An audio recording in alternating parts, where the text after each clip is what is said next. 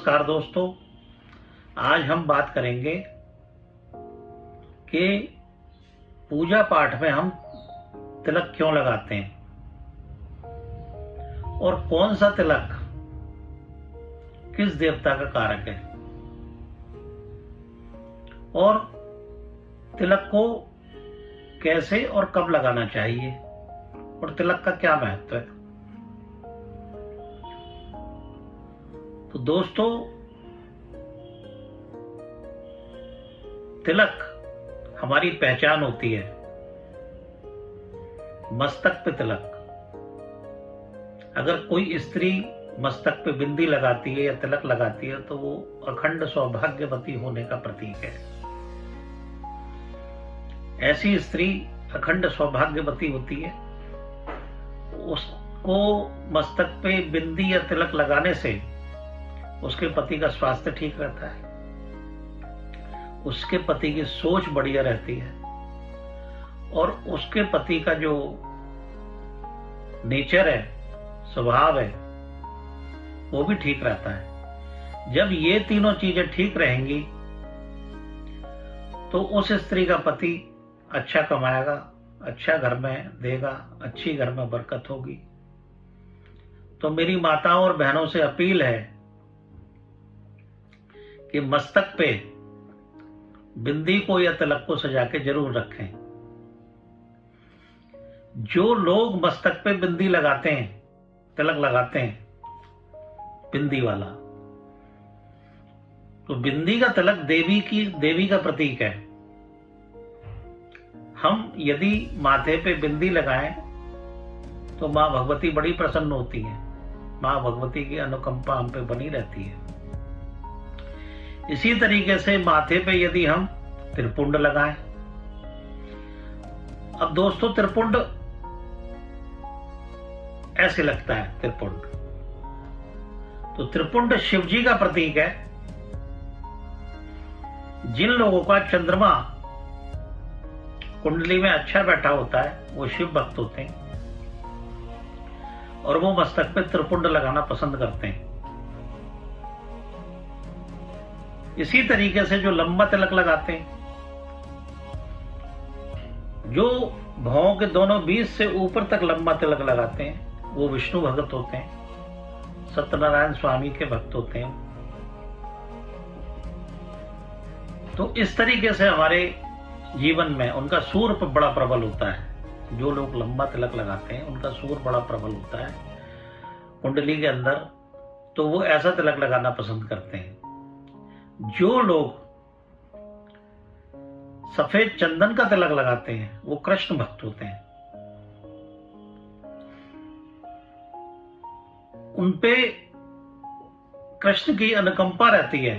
उनकी कुंडली में शनि और चंद्र दोनों ही प्रबल होते हैं। तो दोस्तों, इस तरीके से अलग अलग तिलक अलग अलग देवता की पहचान बनते हैं। और दोस्तों, हमारी जो पहचान होती है हमारे धर्म की, हमारे कर्म की, वो हमारे मस्तक से ही होती है। हमारे मस्तक पे जो सजा होगा वही हमारी पहचान होगी। तो दोस्तों, कुंडली में दूसरे भाव से मस्तक देखते हैं, दूसरे भाव से आंखें देखते हैं, मस्तक देखते हैं। तो दूसरे भाव पे यदि जो भी तिलक सजा होगा वही उसके कुल परिवार की परंपरा होगी। तो अब जो माथे पे तिलक ही ना लगाए, आज तो जनरेशन बदल रही है, आज कोई तिलक लगाना पूजा पाठ में भी पसंद नहीं करते, तो नॉर्मल जिंदगी में क्या लगाएंगे। इसी तरीके से आज की स्त्रियां माथे पे बिंदी लगाना पसंद नहीं करती, मांग में सिंदूर भरना पसंद नहीं करती।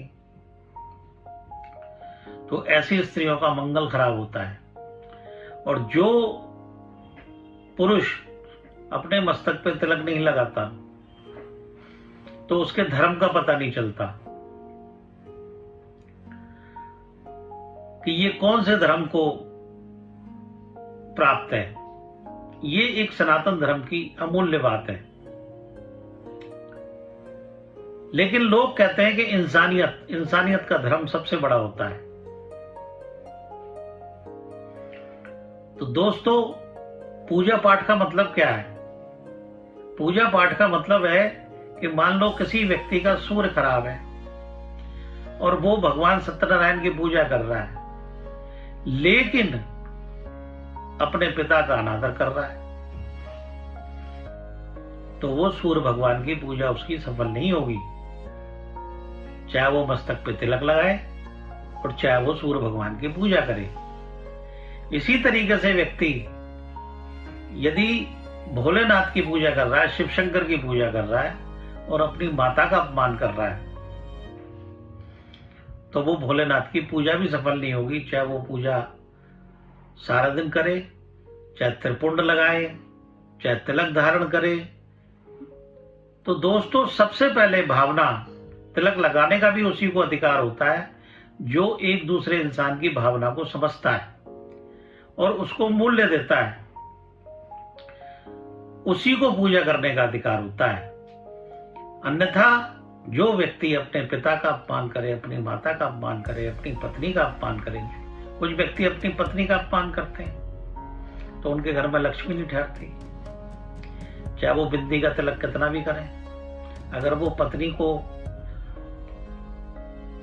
आहत कर रहे हैं, प्रताड़ित कर रहे हैं, तो वो भगवती की कितनी भी पूजा कर लें, वो उनकी पूजा सफल नहीं होगी।